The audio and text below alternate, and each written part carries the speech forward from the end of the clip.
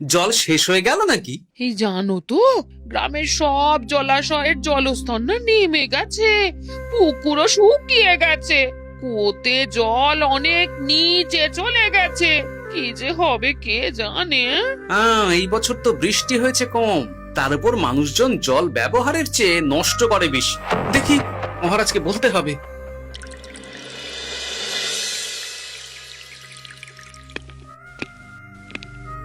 এই তো গোপাল এসে গেছে। শুনেছো, রাজ্যের সকল জলাশয়ে শুধু শুনিনি, চাক্ষুষ দেখেছি, আর এর কারণ ও তার সমাধানও ভেবে এসেছি মহারাজ। তুমি কি বলতে চাইছো সেটা বলো না খোলসা করে। মহারাজ, আসন্ন দিনে জলাভাব মেটানোর একটাই উপায়, তা হলো প্রজাদের উপর কর চাপানো। মহারাজ, আমার ঠাকুরদা বলতেন, যা মেলে মূল্য বিনে তার মূল্য কে আর জানে। আমরা যেহেতু জলের মতো এত মূল্যবান সম্পদ বিনামূল্যে পাচ্ছি, তাই একে গুরুত্ব দিতে শিখিনি। সবাই মিলে দেদার জলের অপচয় করছে। আমি এই অপচয়ের বিরুদ্ধে কর বসানোর পরামর্শ দিচ্ছি মহারাজ। জলের জন্য দেবে দাম, ছুটে যাবে কাল ঘাম। হ্যাঁ, যখনই জলের জন্য কর দিতে হবে, তখনই জলের অপচয় বন্ধ হবে। এতে লাভটা কি হবে গোপাল? মানুষ কম জলে কাজ করা শিখে যাবে, ফলে আগামী দিনে যদি জল সম্পদ কমেও যায়, এই কৃষ্ণনগরের প্রজারা আগে থেকেই তার জন্য প্রস্তুত হয়ে যাবেন। কিন্তু আমি আমার প্রজাদের কাছ থেকে জলের দাম নেব গোপাল? না মহারাজ, কর বাবদ যে অর্থ উপার্জন হবে, তার সাথে আপনার দান মিলিয়ে রাজ্যের মধ্যে একটা বিরাট কৃত্রিম জলাধার বানানো হবে। বাহ বাহ বাহ! যেখানে বৃষ্টির জল সংরক্ষণ করা যাবে মহারাজ। এতে সারা বছর ধরে আর কোনো জলের অভাব থাকবে না মহারাজ। গোপালের প্রস্তাব বড় ভালো লেগেছে। আগামী দিনে ইতিহাসে এই কর্মযজ্ঞের কথা লেখা থাকবে বলেই আমার বিশ্বাস। আর তাই আমি গোপালকে এই মুহূর্তে 50টি স্বর্ণমোহর উপহার দেব বলে ঘোষণা করছি। সাধু সাধু সাধু।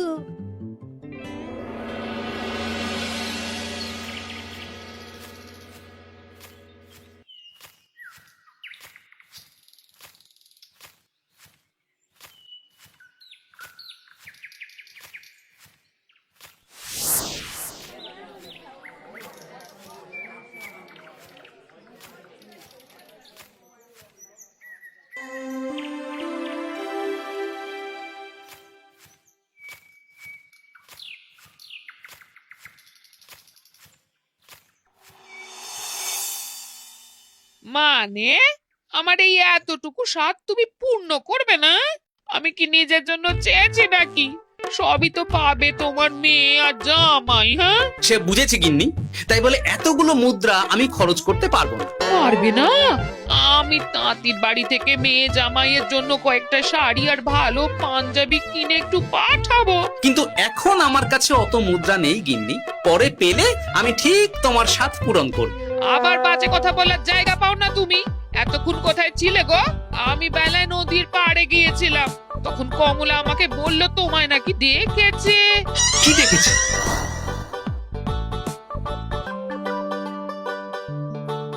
কোথায় গেল? এত বড় মুদ্রা থলে কি হাওয়াতে উবে গেল নাকি? এই রে, এ তো মহা ঝামেলা। কখন কি যে গিন্নিকে খবর দিচ্ছে সেটা টেরও পাইনি। বলি মুখে কুলু পাটলে যে বড়, বলি রাজা মশাইয়ের কাছ থেকে যে এত রোজগার করো, সেই মুদ্রা যায় কোথায়? আহ, কানের মাথা খেও না তো। আমি কি তোমার কোনো কিছুর অভাব রেখেছি? বলো একবার। খাওয়া পড়া কোনো কিছুর তো কোনো খামতি নেই তোমার। মানছি রাখোনি, কিন্তু তাই বলে আমিও তোমার স্ত্রী, তোমার গিন্নি গো গিন্নি, তাই না? আমার তো জানার অধিকার আছে নাকি যে তোমার উপার্জনের অর্থ করি সব কোথায় যাচ্ছে? জানবে জানবে, সব জানবে। এখন কিছু খেতে দাও দেখি, পেটে ছুঁচোয় ডন বৈঠক মারছে। না, এরপর থেকে আর মহারাজের কাছে উপহার পেলে ওইভাবে খোলা হাটের মধ্যে দিয়ে আসা যাওয়া করা যাবে না।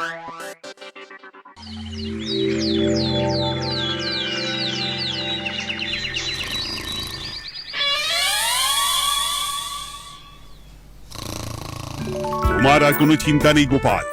আমি তোমার মাসোহারা তো বাড়িয়ে দিলাম, সঙ্গে প্রত্যেক দিন তুমি 10 মোহর করে পারিতোষিক পাবে। এই নাও।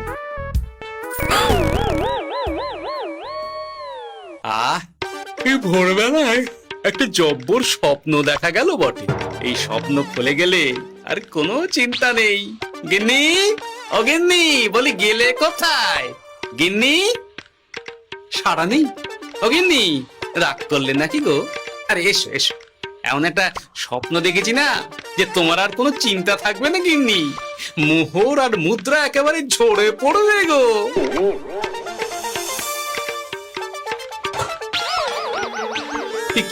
এইসব ফলাহার সাজিয়ে রেখে গেল কোথায় গিন্নি? নিজের বাপের বাড়িতে তো যাবে না, কেউ নেই সেখানে। মেয়ের বাড়ি গেল নাকি? না, মেয়ের বাড়িতে তো গিন্নি যায় না। তাহলে না না, খালি পেটে এত ভাবতে পারছি না। আগে মুখ হাত ধুয়ে এসে কিছু খেয়ে নি, তারপর দেখি গিন্নি কোথায় গেল। না, গিন্নিকে তো কোথাও দেখলাম না। গেল কোথায়? যাকে আগে রাজবাড়িতে তো যাই, ফেরার সময় না হয় আবার খোঁজ নেব, ততক্ষণে ফিরেও আসতে পারে।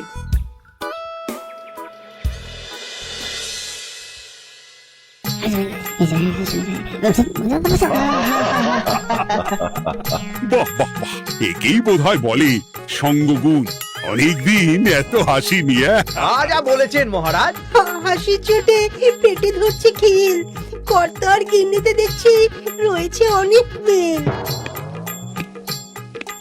কি গিন্নি, তুমি এখানে কি করছো? একই গোপাল, তুমি রাজসভায় এলে যে বড়। তুমি নাকি রাজসভার কাজ থেকে অবসর নিতে চেয়েছো? হ্যাঁ, এই কথা কে বললো মহারাজ? এই তো উনি বললেন। বলি আমি আবার কি করব?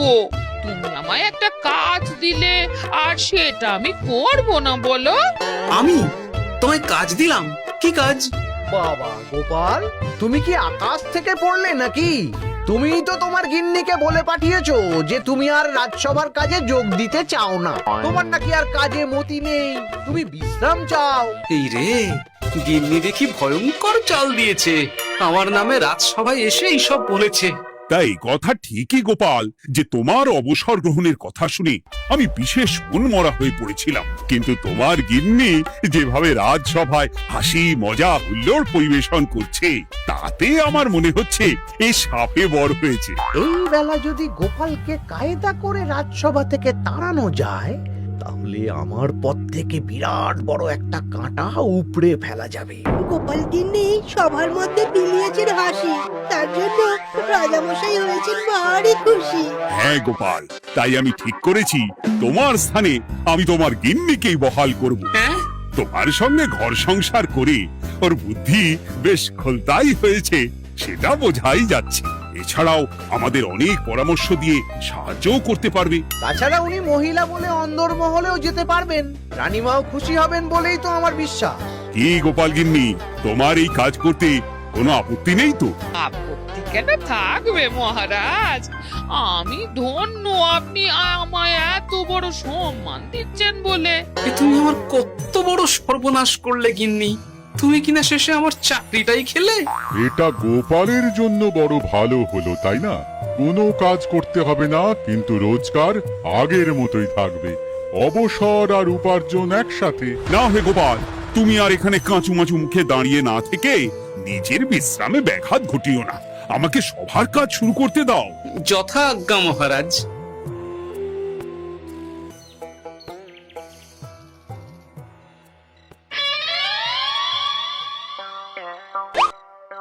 মানে মহারাজ সমস্যার সমাধান করতে দিয়েছেন তোমাকে, আর তার উত্তর দেব আমি?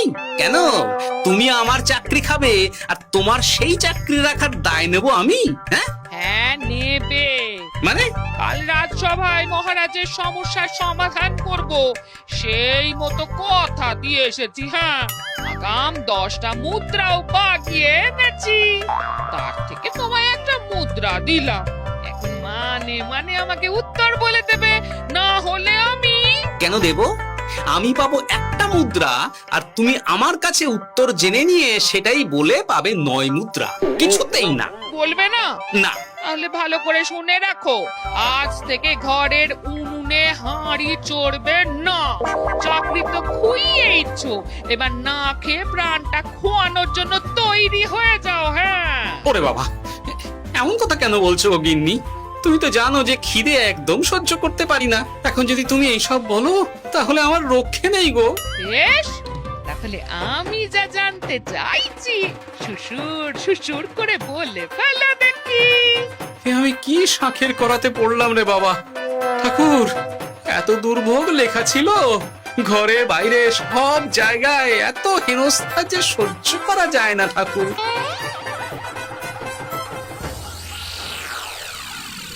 একেই তো বলে গো গিন্নি, মেঘ না চাইতেই জল। এতদিন কতভাবে চেষ্টা করেছি গোপালকে রাজসভা থেকে তাড়াবার, আর গোপাল নিজেই কিনা রাজসভা থেকে পালিয়ে গেল। সব বলছো? তোমার শরীর ঠিক আছে তো? শরীর মন সব ঠিক আছে, তবে গোপালের বদলে কাকে বহাল করা হয়েছে শুনলে তোমার মাথা ঘুরে যাবে। কাকে? গোপাল গিন্নিকে। আমার কিন্তু বিষয়টা খুব একটা সরল ঠেকছে না গো। গোপাল ভাঁড়ের বুদ্ধি তো আর যে সে বুদ্ধি নয়। উনি যাই করেন খুব ভেবে চিন্তে করেন, এর পেছনে আবার কোনো মতলব নেই তো।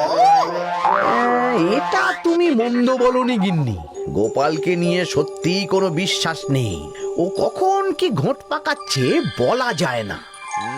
আমাকেও সাবধানে থাকতে হবে, দেখতে হবে যে গোপাল আসলে কি চাল চালতে চাইছে।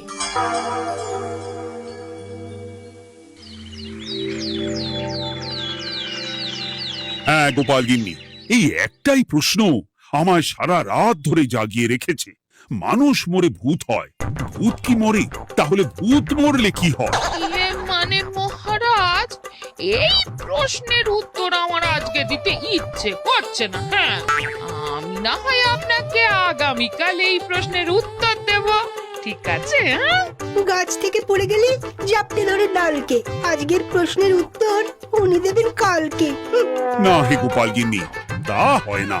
এই প্রশ্ন আমাকে সারা রাত বিচলিত করেছে। আবার যদি আজকেও এই প্রশ্নের উত্তর না পাই, তাহলে তো আবার একটা নিদ্রাহীন রাত আমাকে কাটাতে হবে।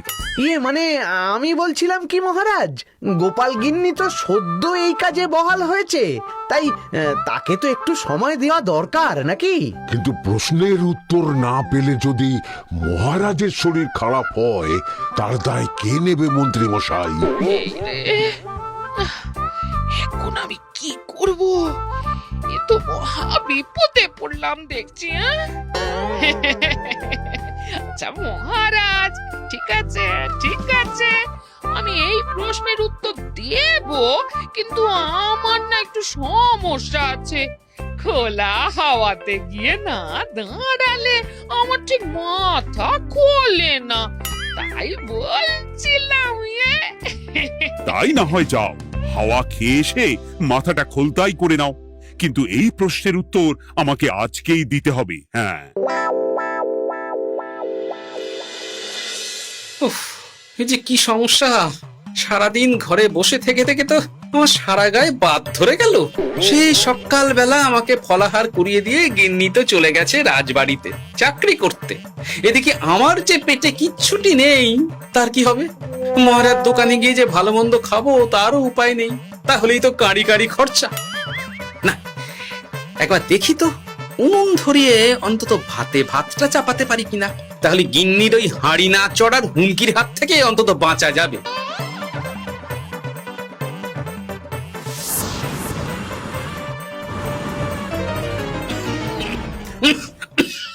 ও বাবা গো, ও বাবা, এত কেসে কেসে সোজা শেষ যাত্রা হয়ে যাবে আমার।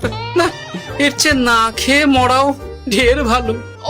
দেখি তুমি বাড়িতে কেন? এত হাঁপাচ্ছ কেন? ষাঁড়ে তাড়া করেছে নাকি? আরে না গো, মানুষ মরে ভূত হয়, ভূত কি মরে? তাহলে ভূত মরলে কি হয়? খোলা হাওয়াতে গিয়ে না দাঁড়ালে আমার ঠিক মাথা খোলে না। ও, এই হলো ব্যাপার। বেশ, এর উত্তর তোমায় আমি বলে দিচ্ছি। ভূত মরে প্রথমে এক ঝুড়ি অন্ধকার হয়, সেই অন্ধকার হাওয়াতে উড়ে বেড়ায়। এক সময় সেই অন্ধকার পাতলা হতে হতে কুয়াশার মতো হয়ে যায়। ব্যাস, মিটে গেল। ব্যাস, মিটে গেল। যদি রাজা মশাই এই কথা বিশ্বাস না করেন, তুমি হলপ করে বলবে আপনি যখন মরবেন একদম মিলিয়ে নেবেন মহারাজ, এর চেয়ে এক পা এদিক ওদিক হয় না যেন। হ্যাঁ, এই না হলে তুমি গোপাল ভাঁড়, হ্যাঁ? বুঝেছো তাহলে? এই তুমি চিন্তা করো না, রাজবাড়ি থেকে ফেরার সময় আমি তোমার জন্য অনেক অনেক বাজার করে আনবো, ঠিক আছে? এই আমি যাই। এ তো ভারী মজা হলো। মহারাজ তক্ষুনি প্রশ্নের উত্তর চাইলে গিন্নি এইভাবে সেই রাজবাড়ি থেকে দুধ দাঁড়িয়ে ছুটে আসছে উত্তর জানতে। আমাকে তুমি একটা চাল দিয়ে কুপকাত করেছো তো গিন্নি। এইবার বুঝবে কত ধানে কত চাল।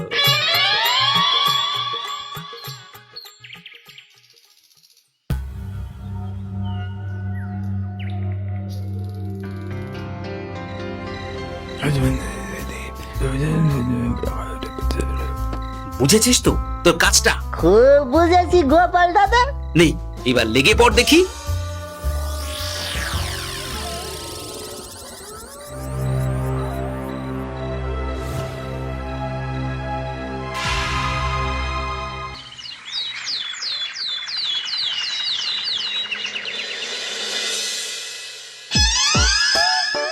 তাহলে আর বলছি কি তোমাদের, সকালবেলায় উঠে দেখি মুখের এই হাল। এই কাণ্ড কি করে হলো মহারাজ? তার আমি কি জানি। আমি সকালে উঠে আয়নায় নিজেকে এই অবস্থায় দেখে খুব চিন্তায় রয়েছি। গোপাল গিন্নি, আগে মহারাজ, গোপাল থাকলে যে কাজ করতো সেটা তো তোমাকেই করতে হবে, বলতে হবে এর সমাধান কি। হ্যাঁ মানে আমি হ্যাঁ হ্যাঁ, আমার মনে আছে। তোমার তো আবার হাওয়া না খেলে চলে না। যাও যাও, তাড়াতাড়ি হাওয়া খেয়ে এর উত্তর নিয়ে এসো।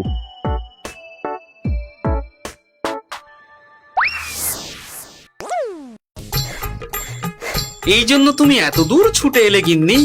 মহারাজকে বলবে যে তিনি যেন আজ রাতে চাদরটা মুখে ভালো করে মুড়িয়ে ঘুমোন, তাহলেই মিটে যাবে। এই রং চলে যাবে আর নতুন করে কিছু হবেও না।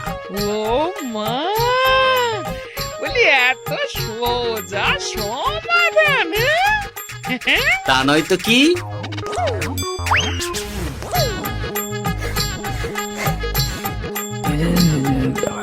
কাল সারা রাত আকাশে একবার দেখলাম চাঁদ উঠেছে, আর একবার দেখলাম ঘোর অমাবস্যা। এর কারণ কি? একই রাতে দুই তিথি হয় কি করে? মানে আর একটা সমস্যা, হ্যাঁ, এটা আগে বললেই তো হতো মহারাজ।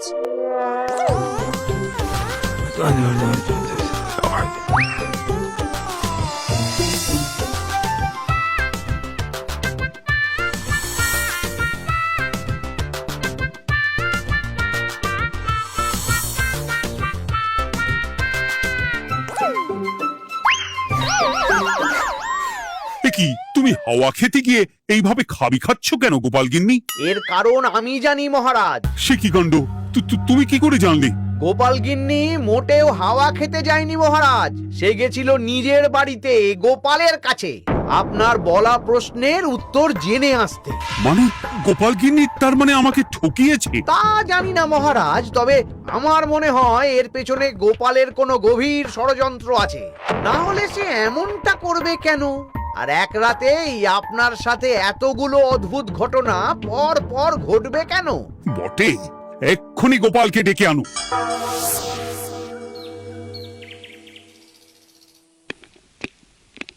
না মহারাজ, আমি সত্যি অবসর চেয়েছিলাম, আর তাই আমার গিন্নি আপনার কাছে এসে বলেছিল। ওর কোনো দোষ নেই মহারাজ। না মহারাজ, আমি মিথ্যে কথা বলেছি, হ্যাঁ। উনি আপনার কাছ থেকে পাওয়া সোনার মোহর নিয়ে বাড়ি যান না, তাই আমি ওকে শায়েস্তা করতে এই ফন্দি করেছিলাম।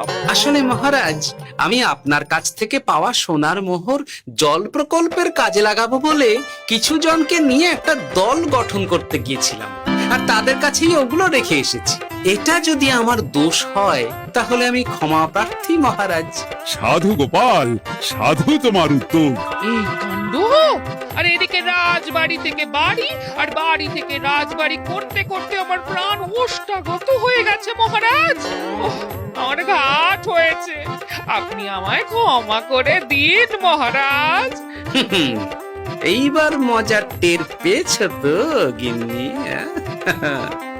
আপনি আপনার আদরের গোপাল ভাঁড়কেই তার চাকরি ফিরিয়ে দিন মহারাজ। আমি যাই আমার হেসেল সামলাতে। কেলে পচা খুব ভালো করেছে বলতে হবে।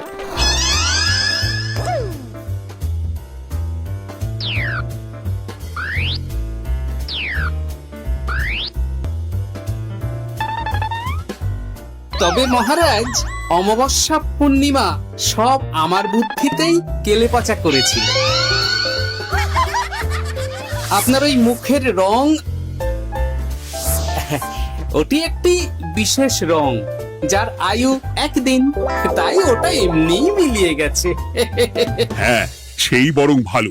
তুমি তোমার গিন্নিকে নিস্তার দাও গোপাল। তাছাড়া আমিও আমার গোপালকে ছেড়ে আর থাকতে পারছি না। যথা আজ্ঞা মহারাজ। আমারও যে আর এই অবসর ভালো লাগছে না মহারাজ। গোপাল ছাড়া রাজসভা যে লাগে ফাঁকা ফাঁকা, তাই তো আবার চাকরিতে তাকে বহাল রাখা।